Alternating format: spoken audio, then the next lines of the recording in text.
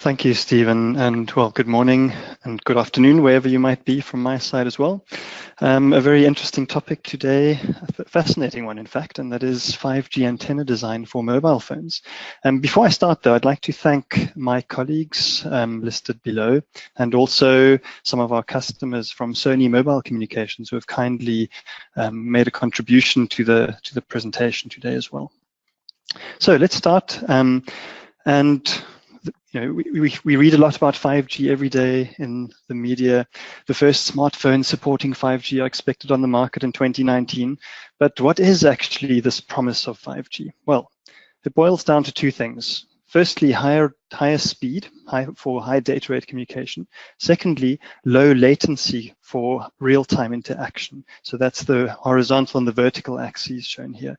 And what 5G adds in addition to the application shown here, or what it enables, is things like autonomous driving, things like augmented or virtual reality interaction, a tactile internet, which has applications in fields ranging from industry automation to transport systems to healthcare, education, and gaming. So our focus today is on the mobile phone.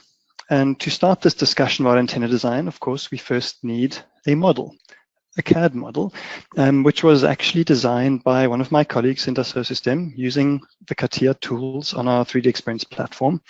And in order to actually run any simulations or do any antenna design work, we need to convert this to a CST Studio Suite model. And this can be done using the Power by link, which is also available on our platform. But let's have a bit of a closer look at the phone. So it's somewhat detailed, though of course far from realistic complexity, but we do have a metal frame, different configurations of the housing, so it could be aluminium or glass or plastic, depending on what we're interested in studying. It has a multi-layered glass screen. It also contains a number of parts and modules, cameras, for example, wireless charging units, and so on. And it's also got a somewhat realistic PCB design and connector. What it lacks is the antennas. But we have got some space for the antennas. So we're looking at two frequency ranges today. I'll come back to this in the overview of the talk in a few minutes' time. But essentially, in frequency range 1, what we mean is the sub-6 gigahertz frequency range, where we're kind of doing traditional antenna design. So the same as you do for wireless LAN, for 3G, 4G, or Bluetooth type antennas. The challenge here always is space. How do we fit an antenna that is meant to radiate in a frequency range at which the wavelengths are large compared to the phone, or relatively large compared to the phone? How can we integrate and design and integrate antennas into the limited available space that we have? And the KPIs, so the key performance indicators that we're interested in here, or in this range, are the standard quantities like the total radiated power, the total isotropic sensitivity, specific absorption rate.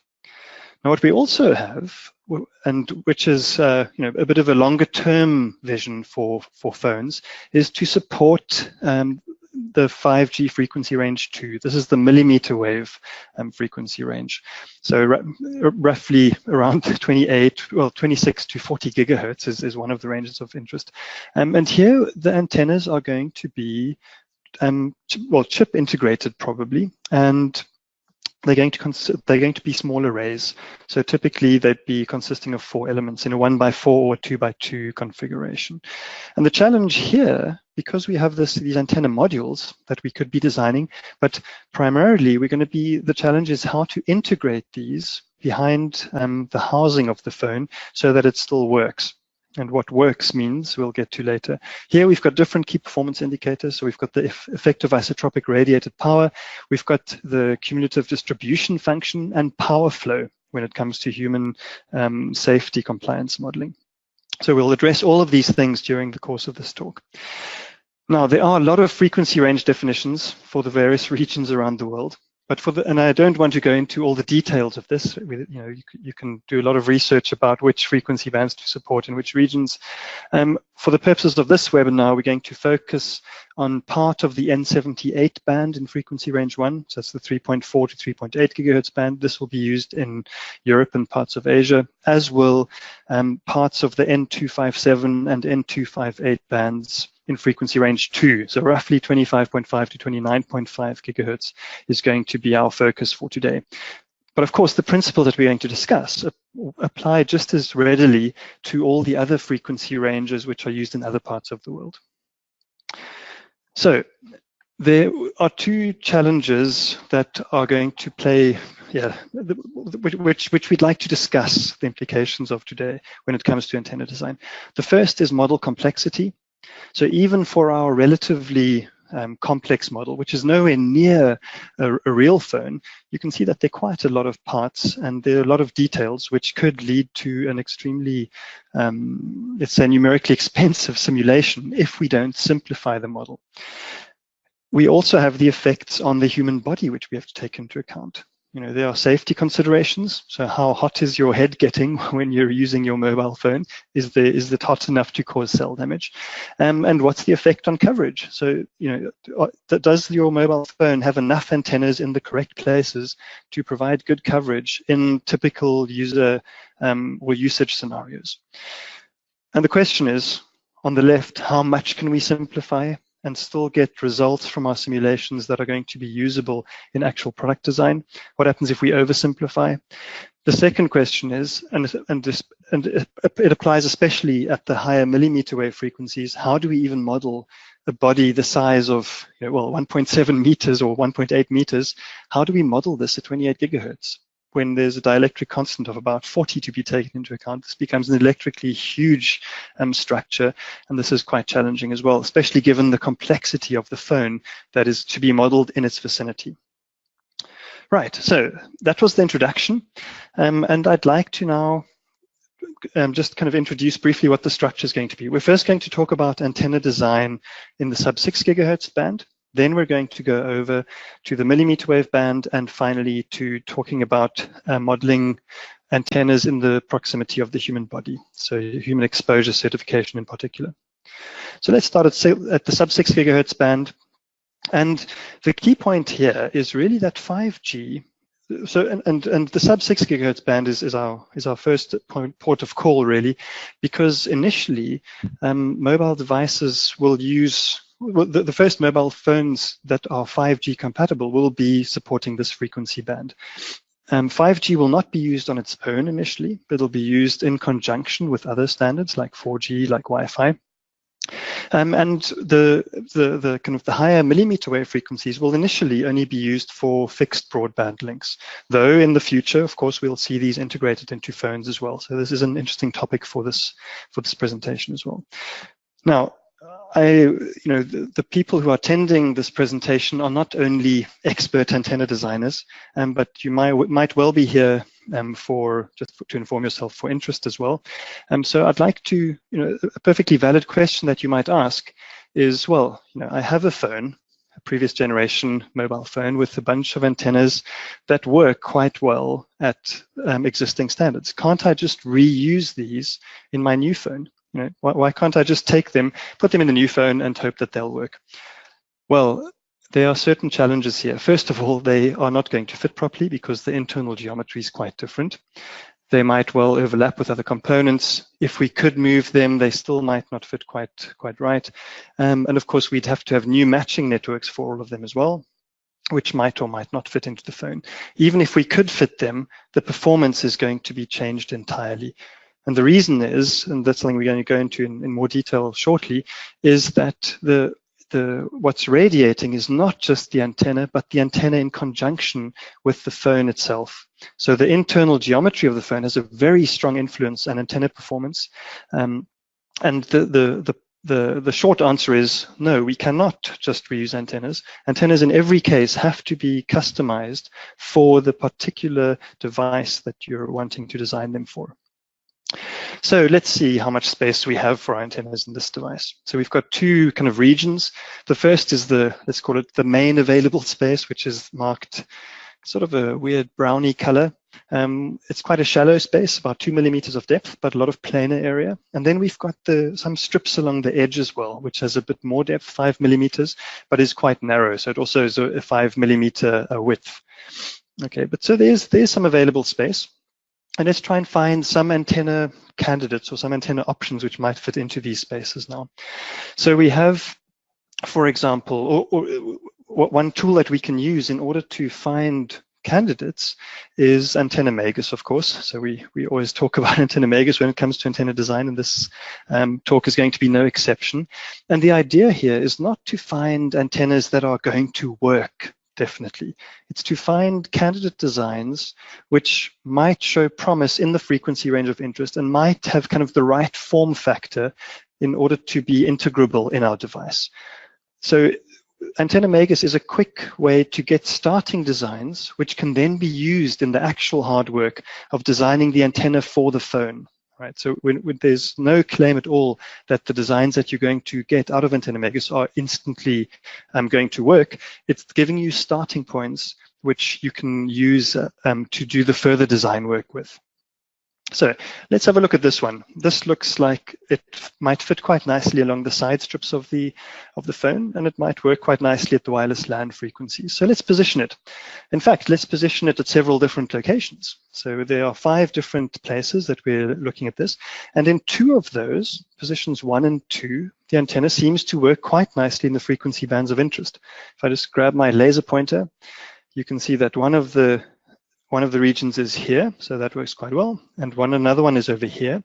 But you can see even at the 5.5 gigahertz frequency range, you're going to need slightly different configurations of that antenna because the behavior is different depending on the exact position. And in fact, even this combination of antenna 1 and 2, it works if both of those antennas are in exactly those positions. If you move one of them, the other one also stops working as well. Okay, so we're not just looking at single antenna placement, but multiple antenna placement. If we then go over to the other 3, we can see that here, these aren't working at all in the frequency bands of interest, despite being ostensibly pretty much the same design. Why is this? Well, this is a well-known problem or well-known phenomenon in mobile phone antenna design. Essentially, the antennas are not actually radiating on their own. They're exciting structural resonances of the phone. So it's that interaction, the beneficial interaction between the antenna and the phone. This is what we're actually engineering. It's quite nice to visualize, and it's quite useful to visualize as well. And what becomes very clear is that modeling the geometry of the phone is crucial. And that actually directly answers one of our questions of how much we can simplify the model. Perhaps we want to do this to get faster simulation times, but is it actually valid to do? Well, let's have a look at a very simple example.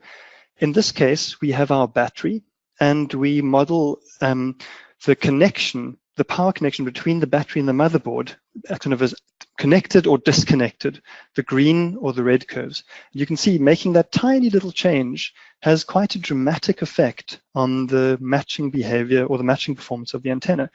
You get some, when you disconnect this, you get some, you might be tempted to think, well, wow, here's a resonance that I can exploit. But actually, as soon as you connect, make that connection between the battery and motherboard, that resonance is suppressed. So it's not a real phenomenon in your phone.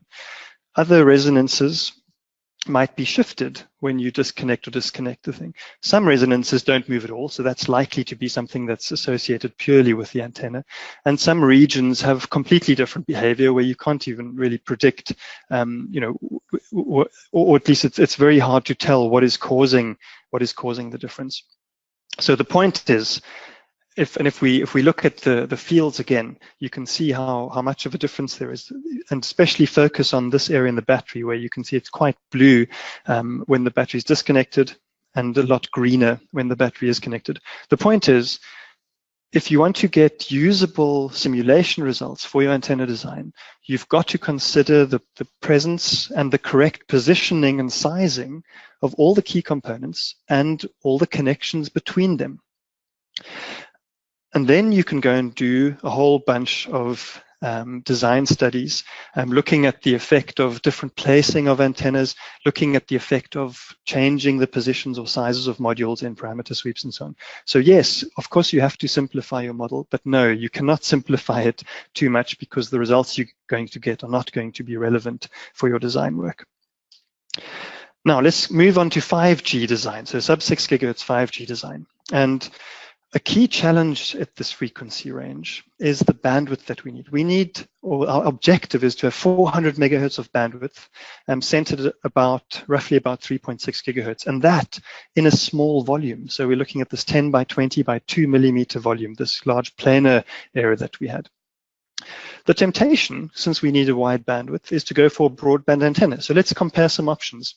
So antenna megas can be used to design two promising looking candidates again. Like I said, these are not necessarily going to work. Well, in fact, I can tell you right now that they aren't going to work, because that's the point of showing them in the first place. But initially, these are good starting points, perhaps. Now, these on their own, they've got enormous bandwidths. So in fact, the top one, this trap monopole, has actually got a bandwidth that is described in bandwidth ratio rather than bandwidth percentage. So, these look quite nice. The problem, of course, which is why we're showing them, is that they don't actually work. Despite the best efforts at matching using Opteni, one of our partner tools, we cannot get these antennas to give good performance across the frequency range of interest. Okay, so they simply will not work. Now let's try another option. And we're only going to show one of the several other options that we experimented with, and that is a simple broadband. Well, it's not a terribly broad, it's called a broadband, but it's not nearly as broadband as the other ones were. A simple planar inverted F antenna. So essentially, it's a patch of metal with two connectors going, well, a port and a second connector going down to the ground plane. A simple PFA. And on its own, it's got a narrow bandwidth of 4.2%, but once you place it in the phone, we get the much better performance than the wideband antennas. Why is this? Why does this work? And how did we actually go about designing this antenna in combination with the phone? I think the procedure is quite instructive to look at, so we will look at it. And there's a 4-stage process that we went through. First, we did the initial design at the frequency of interest, so roughly 3.6 gigahertz. Then we integrated that antenna, the standalone antenna, in the phone, and we looked at its performance unmatched. And let's zoom in at this stage. So you can see that the antenna resonance has shifted down from the original design frequency by about 400 megahertz or so.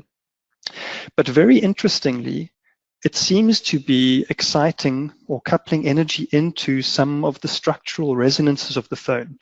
So the kind of the theory, or what we'd like to try to do, is to move this resonance up into this phone behavior region and see what happens. Hopefully we can couple more energy into the phone and make it radiate better. Okay, so let's try and do that. The redesign with antenna megas for a 400 megahertz higher frequency is quite simple. It's a very straightforward operation. Please note that we're not designing for 3.6 gigahertz. That was the original design. We're actually now designing for about 4 gigahertz with the expectation that placement of the antenna is going to move that resonance back down by 400 megahertz and thus move it into the band. And lo and behold, that seems to be exactly what is happening. Let's zoom in again. Now the antenna resonance is roughly where we wanted it to be, 3.6 gigahertz. And what we see very nicely is this much stronger coupling to the phone structural resonances. So it looks like we might have a candidate for a good performance. And once we match it, again using Optenilab, we get a -5 dB match across our 400 megahertz frequency band of interest, using again this rather counterintuitive antenna, the simple PFA, which of course is quite robust and nicely manufacturable, and so on and so on. Now, I'd just like to briefly mention Opteni, our partner tool. So this was used for all the matching done for the antennas that we've seen here. The real advantage is that it's easy to specify broad or multi-band matching specifications. It's also good for multi-antenna matching, so for example for MIMO configurations. And also you're not matching for, or at least you're not designing a matching circuit just for S11 behavior, but actually for power transmission to the antenna, which of course is extremely important if we're looking at efficiency, which is what comes on the next slide. So here's our result. The far field performance actually looks quite attractive. So you've got this sort of, let's call it a semi-isotropic radiation pattern away from the user, which is very nice for SAR calculations or for the human compliance testing, which will be happening later. And also the radiation efficiency is pretty good across the frequency band of interest. So concluding this section, for the sub-6 gigahertz 5G antenna design, bandwidth here was a key challenge. We have to test a whole range of different antenna types, and it's not necessarily the intuitive broadband ones that are going to be the ones that work when you take into account the interaction with the phone. And of course, importantly, you cannot oversimplify the model. You have to have a sufficient complexity of the model in order to capture all the field behavior that is contributing to the radiation. We need to do extensive simulation studies to identify the best candidates. And so having an efficient model setup, and we think that Antenna Magus is a nice starting point for that, and an efficient simulation workflow where the time domain solve in particular with a hexahedral mesh, which doesn't require model simplification, is a very important component as well. Now let's move on to antenna design in the millimeter wave band. And we're going to look at antenna design in the millimeter wave band for the mobile phone, even though this is not just around the corner. It is a topic which is coming up very shortly, and specifically for the mobile phone. Now, the aim of the reason for moving up to millimeter waves is that we've got a lot of bandwidth available, and this is going to hopefully facilitate high data rate communication. Now, the design goal for the mobile phone is to have full spherical coverage. That means that you have to be able to have a high gain pattern for your far field in all directions, or well, ideally over the full sphere, because of the unpredictable nature of the person's movement and how the user is using the phone, and the phone's orientation relative to the base station. Of course, we're thinking here about multipath effects as well. So being able to switch between beams rapidly is another design goal, having enough beams to effectively cover this full sphere. A design challenge is antenna integration. We're using essentially chip antennas in many cases, and these are going to be integrated within the phone behind a dielectric. And this is not a plug-and-play operation. So this is the main challenge that we're going to be talking about in this section. There's also an operational challenge, and that is, what is the effect of the user of the phone? If you look closely at this operator here, you can see that his fingers are spread quite nicely over the back of the phone, probably obscuring some of the millimeter wave antennas that are positioned in the back. Is it still going to work? Let's see. So the first thing I'd like to do is describe our antenna. So this is sort of a concept antenna. It's not an actual, an actual antenna module that you can buy. It's basically a 2x2 array of stacked patch antennas, dual polarization. Then there's a bunch of different layers involved here. One of the reasons for moving to chip antennas is that we can include the power distribution network in the chip. So if you have at 28 gigahertz, if you have the power distribution network in standard PCB, so for example, let's say FR4 technology, or stripline technology in FR4, you've got pretty high insertion losses, about 0.12 dB per millimeter for stripline in FR4. Of course, that's further exacerbated by surface roughness, which is not something we're going to talk about in detail here, but which is a very important topic when we get to millimeter wave frequencies. So the idea is to kind of avoid this by integrating the power distribution network in the chip directly. So we have our chip, and we're going to try and place it over here in our phone.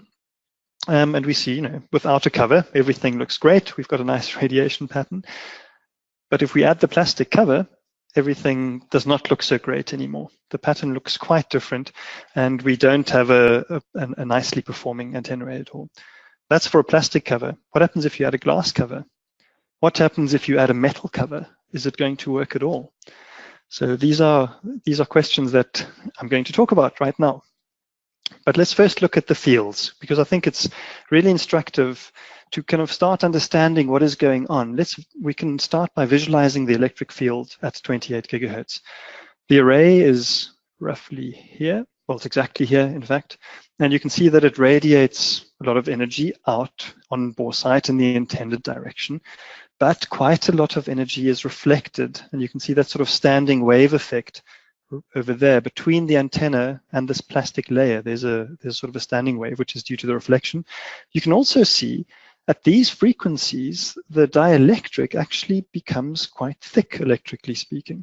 And it starts acting as a sort of a dielectric waveguide, which is guiding energy away to other parts of the phone, and then it's re-radiating from discontinuities like the ends or the corners.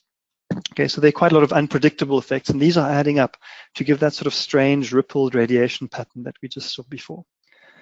So let's simplify the problem a bit to understand better what's going on. If we take a sheet of plastic, same thickness, same properties as the cover, we expose it to a plane wave, we can see how the reflection is dependent on the frequency and the angle of incidence. Okay, so frequency on the horizontal axis, angle of incidence on the vertical.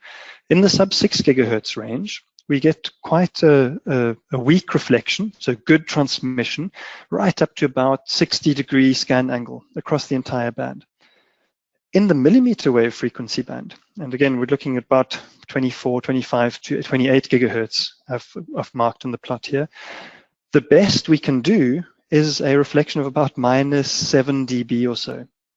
Right, so we're not even, it's clearly not transparent at all for any angle of incidence and any of the frequencies in this higher millimeter wave band.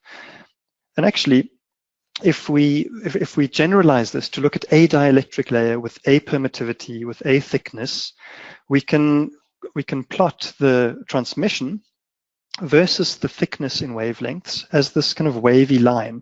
So you can actually predict this analytically, and you get perfect transmission for zero thickness, of course, but actually it's a periodic effect. So every half a wavelength, you get good transmission. Every quarter of a wavelength, so also every half wavelength, but starting at a quarter roughly, you get quite poor transmission.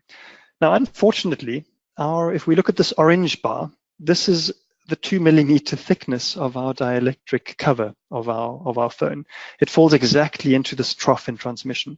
So we have two options. We could try and make it thinner, moving it to the green region here. So this green bar.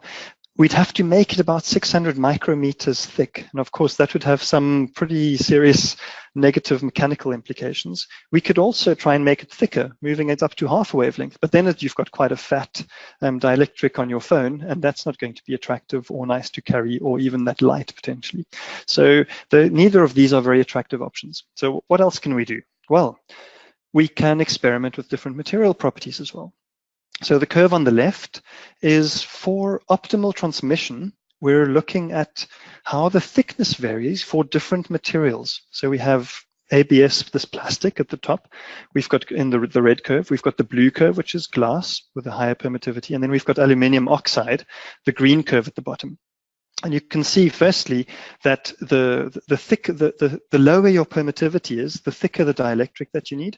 And also, if you have a higher permittivity, you need a smaller variation of thickness to achieve different scanning angles.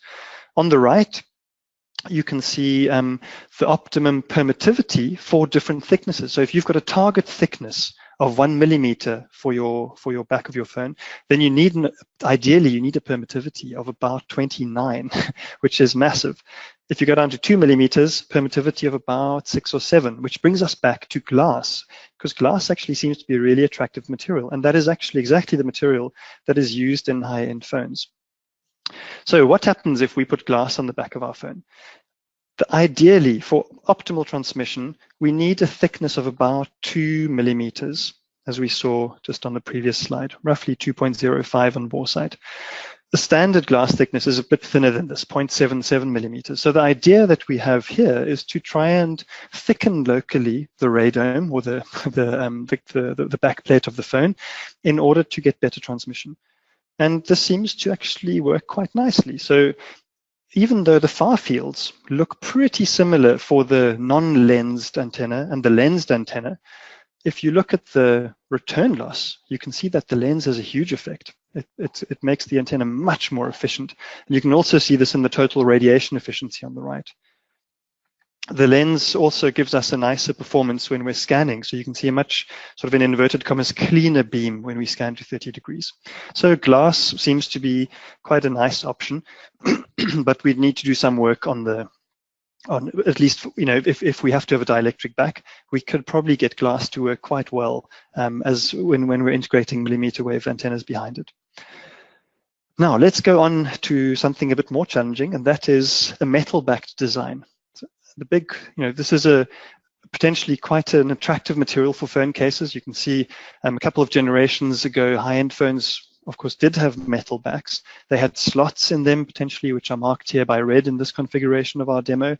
So non-conductive regions, which kind of maybe provided electromagnetic windows for the antennas behind them, or maybe isolated parts of the metal housing so that they could act as an antenna. There are different approaches that could be used. But is it possible to integrate millimeter wave antennas in metal-backed phones? And here we thought of trying an approach which is used quite a lot in the aerospace and defense industry for making radomes frequency selective, so giving them frequency selective performance. And that is integrating a periodic array of some kind of inclusion, some kind of structure. So in this case, it's metal integrated in a dielectric, but you can do it the other way around as well. Integrating this in the housing in order to allow energy to pass at some frequencies and stop energy at other frequencies to keep the shielding effect. And actually, if you're interested, on our website, and the title of this little window here, when you download the presentation, once it's uploaded, maybe in the next few days, there's a hyperlink there that'll take you to this application note, which describes the design of a frequency selective surface and how it works. So if you're interested in this topic, you're welcome to go and have a look at that. Anyway, the question is, can we apply these techniques, so allowing fields to pass in the band of interest by having these little inclusions, to our metal-backed phone? So what we're going to try and do is, in the phone, we're going to try and include regions of dielectric, these rings of dielectric.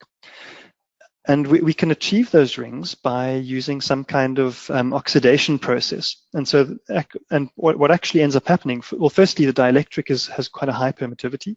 So it's some kind of oxide material with a permittivity of about 9. But even the metallic regions have been etched away slightly or oxidized away slightly. And the metallic regions that we see are also actually a layering of dielectric with a thin metal inclusion and then another layer of dielectric. This is called a loaded radome in radome design.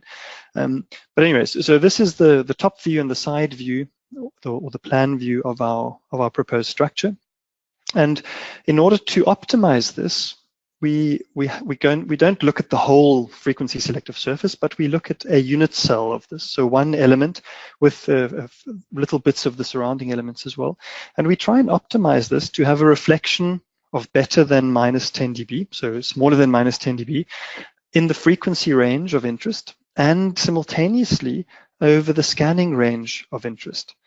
If you're interested in this topic, this was also described in a lot of detail in a webinar that we did about, 3 years ago now, about FSS and polarizer design. So again, this is a hyperlinkable little screenshot that you can just click on when you download the presentation later on. Now, if we do this optimization, you can see that we get quite a good performance, or at least we get a good reflection performance. But in our frequency range of interest up to about 40 degrees. So for both polarizations of the electric field. So blue is good in this case, of course. If we then, one of the topics that is of interest, or one of the things we have to pay attention to, is that we're actually implementing very small dimensions of the structure. So all of these, the rings, if you noticed a moment ago, they were like 1 millimeter in size. The little gaps were 0.1 or 0.2 millimeters in size. So we've got sub-millimeter dimensions. And that means that manufacturing tolerances are something to be taken into account. So what we've done here is done a parameter sweep over a 5 micrometer tolerance of the thickness of the metal, the diameter of the rings, the width of the rings. And we've then overlaid all the results. And you can see around the nominal blue curves on the left, so this blue one here, you can see the spread. And we've just kind of marked the spread at the low nominal frequency and the high nominal frequency. You can see that there's a spread of about 1 gigahertz on each side. So in the worst case, our bandwidth could be reduced from 4 gigahertz down to 2 gigahertz if everything goes kind of in an unfortunate way. And of course, there's also a big spread in the loss in each case. So we might easily have a have a frequency selective surface which is not working so well. So it's just this is the sort of analysis you can do to make sure that your design is going to be robust to manufacturing tolerances as well. So then what the next step is, of course, to integrate the frequency selective surface in the phone. And the first question we'd like to answer is, do we need to cover the whole phone, or how big should this frequency selective surface region actually be? And before we continue, I'd like to just draw your attention to, and this is something we found while doing research for this presentation, there is actually a patent application which deals with a very similar approach in mobile phone cover design. And it's probably worth having a look at if you're thinking about doing work in this region. Anyway, what we're interested in is how big this frequency selective surface region should be. Do we need to cover the whole phone, or can we just put a small window, a large window, a medium-sized window?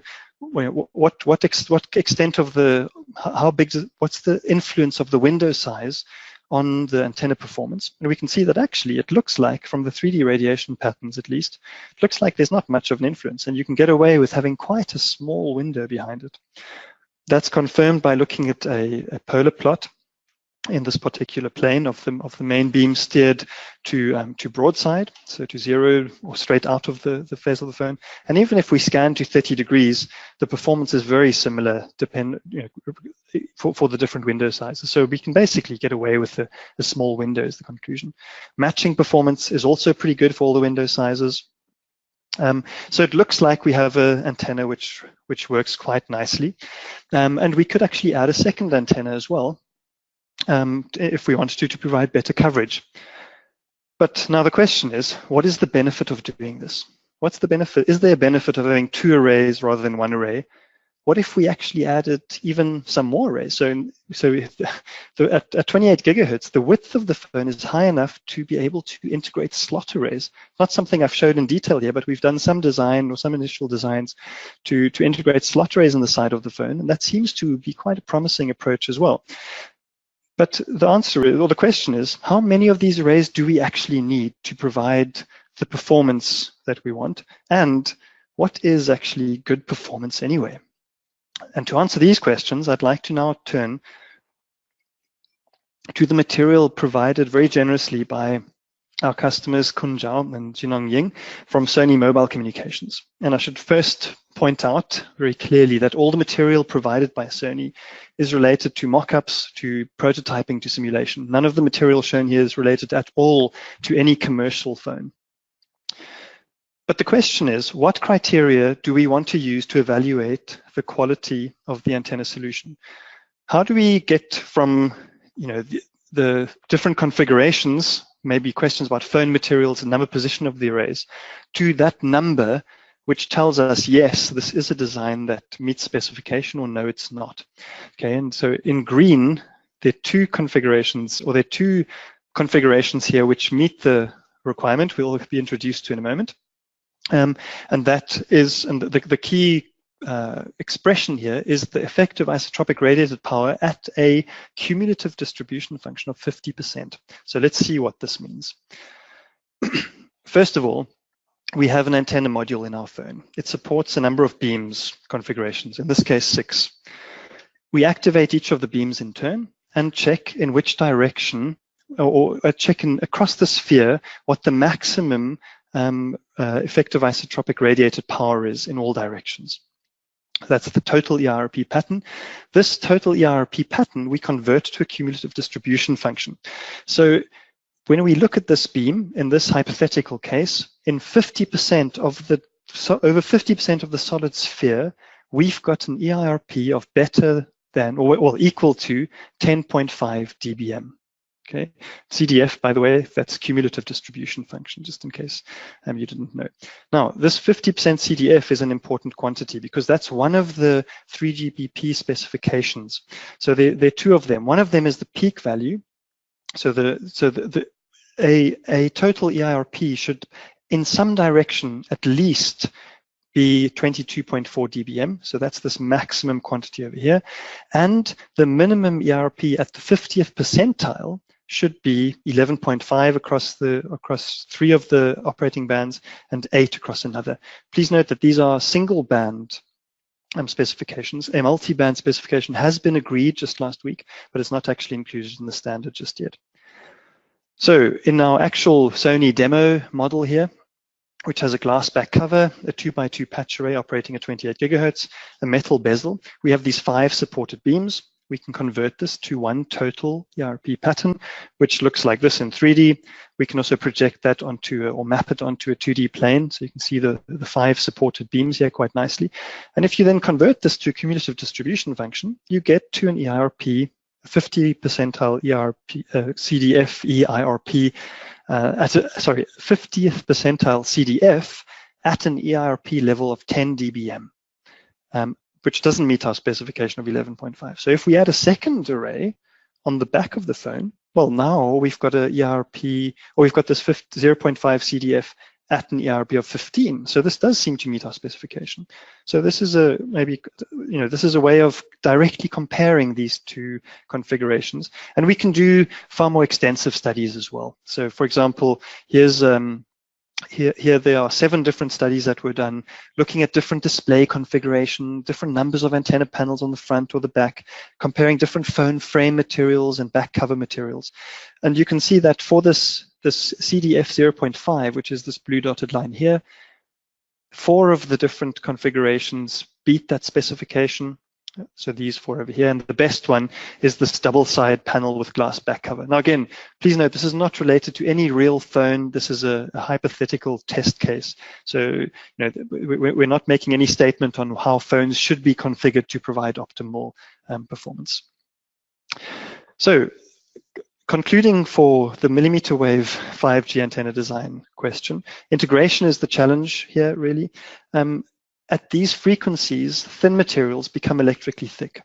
And so we need to start thinking of them as radomes and using radome design techniques in order to design the phone housing in such a way as to accommodate the antennas. This is an approach. There might be other approaches as well. And finally, we do need quite specific post-processing in order to evaluate the antenna performance. And this is busy being defined right now. And some of the initial thoughts were shown during this last section. Now, the final section is human exposure. And the picture that I'm showing here, as we'll see on the next slide, is actually a plane wave at 28 gigahertz impacting on the person's head.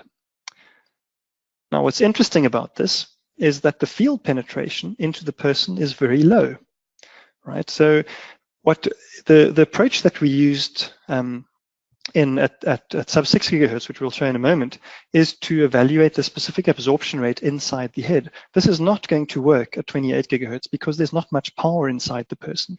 So what is thought of instead is to consider the power flow in planes a certain distance from the phone. And we'll get to that in a few minutes. For the sub 6 gigahertz models, of course, we're interested in the usual, the kind of existing SAR standards are applicable. We have field penetration into the human, and we have to model the specific absorption rate. Now, as a standard component of CST Studio Suite, we do have a number of biological models which are actually used right now in simulative compliance testing. So there's the SAM Phantom at right. This comes with a CTIA hand and with a CTIA spacer. New in version 2019, which is released, I think, this week or next week. And we have an auto gripping hand. So this comes in 3 different configurations for different sizes of phone. And basically, if you position the local coordinate system at the bottom back left of the phone, then the hand will automatically open. You run the macro, then the hand automatically opens and closes again until it touches the phone. And then you can run your simulations. Okay, as I said, in the sub 6 gigahertz frequency range, standard SAR regulations apply. So if we have this antenna that is radiating, we can see the electric fields and the SAR, the specific absorption rate on the surface of the person. If we look inside, you can see the fields penetrating, well, nicely is probably the wrong word, penetrating, not alarmingly, but penetrating nonetheless into the person's head, and giving some kind of heating effect, which is quantified by the specific absorption rate, which in this case, this is averaged over 1 gram. If we look at the averaging over 10 grams, which is one of the standards, we can see that the maximum is 0.1 watts per kilogram in this case, which is well below the legal limit of 1 watt per kilogram. Also, you can also visualize in which region of the head. So this red cube tells you which part of the head was taken to average the fields. Okay, so this is kind of standard specific absorption rate analysis. Where it gets kind of more interesting maybe, or more challenging, is at 28 gigahertz. How do we model the human body at these frequencies? The blue block that you can see in the middle shows the wavelength relative to the big open hand in the background at 28 gigahertz. It's 17 millimeters. Inside the body, because of the high dielectric constant, the wavelength reduces to 1.7 millimeters. So the 1.7 meter high person at the right is actually 1,000 wavelengths in size. Now, luckily, as we saw, we're not interested in fields inside the body. We're interested in fields outside the body. So a very efficient approach is to actually not model the fields inside, but rather focus on the exterior of the body. And that saves us a huge amount of simulation effort, as we'll see in a minute. Now, one of the topics of interest is to actually consider different usage scenarios. And I'd like to just, I know that we're kind of running, we haven't got that much time left, and I won't take much more of your time. I haven't got much longer to go. But I wanted to show you a very interesting tool, which is called CATIA Human Design. So it's an app that is native to the 3D Experience platform, and it allows you to configure different people in different postures, also with relation to devices. So for example, the mobile phone you import, you have the person grab the phone, the fingers wrap automatically around it, then you can change the posture of the person and the phone together before exporting the person and importing them into CST Studio Suite. Now, once they're in CST Studio Suite, we can assign material properties to them. We can also import our phone model again, and we can use the system assembly modeling framework to align the two with each other in the correct way. So here, for example, we're first fixing the person in place, we're selecting the phone, and then we're using the anchor point on the phone to align the phone with another anchor point on the person. It automatically snaps into place. We can use the tab and shift tab keys to make sure that the orientation is correct. And we now have our geometric definition of the system set up so that we can start doing the simulations that we need to do in order to quantify the performance of the antennas in the proximity of the human. And the way that we do that, so coming to how to actually simulate this, is in stages. We use a hybrid solution, one hybrid approach.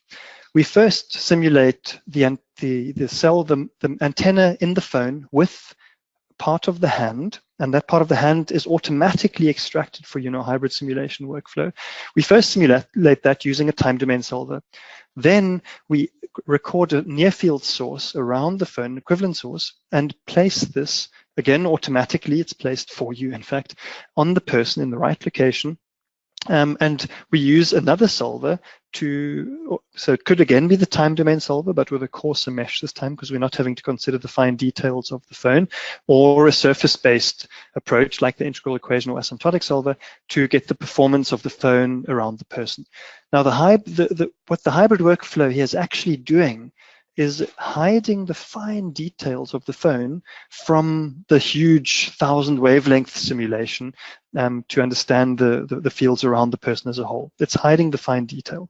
That's really all it's doing. Now, if you look at the effect or the difference between having the antenna in the phone on its own, to the effect of the hand, to the effect of the user, you can see that actually in all cases it seems to work pretty well because we're radiating away from the person and we don't have any fingers in the way. The field pattern gets a bit more complex, and you can see some reflections and lobes of the far field radiating in different directions.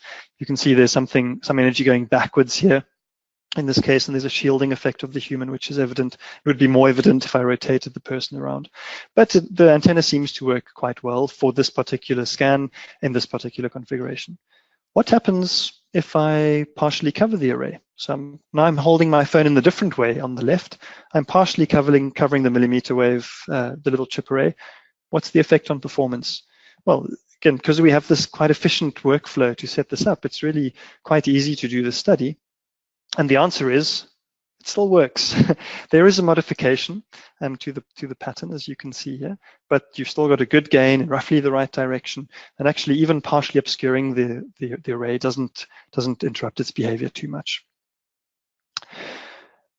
Now, there's another topic, the last topic, and this again, I'd like to thank our Sony colleagues or customers here for providing us with this material. And that is that, of course, we're not interested in specific absorption rate, but we still want to understand how well, or there are going to be some compliance issues related to how much power is coming out of the phone. And the idea is to, rather than to look at the fields in the person, the idea is just to look at the power flow from the device in these 30 centimeter wide planes at a 2 centimeter distance.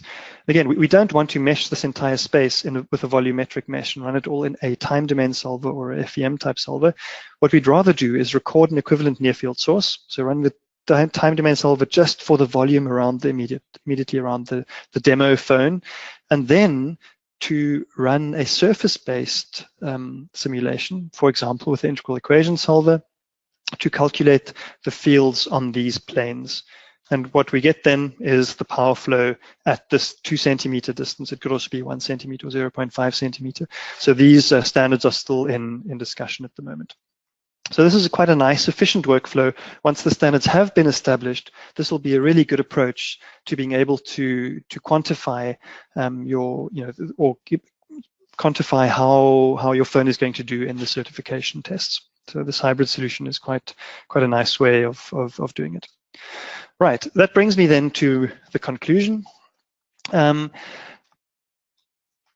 is the promise of 5G was our initial question. And so, basically, 5G is upon us. We are going, high data rate, low latency communication is going to be coming soon to a phone near you. And in fact, it's going to be coming soon to your next phone, or perhaps the one after next, depending on how often you update. Antenna design is a key enabling technology to make 5G work. If you've got bad antennas, you're not going to have this high data rate and low latency communication. Antennas are absolutely critical. Antennas are not just about performance, they're about balancing performance and safety compliance. And what that means is that you have to accurately model both the phone and the user in all the frequency ranges that are of interest to you. And finally, we've seen that 5G antenna design can be pretty challenging, but we hope and we believe, in fact, that these challenges can be overcome if you're using the right tools. And of course, the right tools, in our opinion, are the advanced simulation tools provided by Dassault Systèmes. So thank you very much, and I'd like to hand back to Stephen for the Q&A at this point.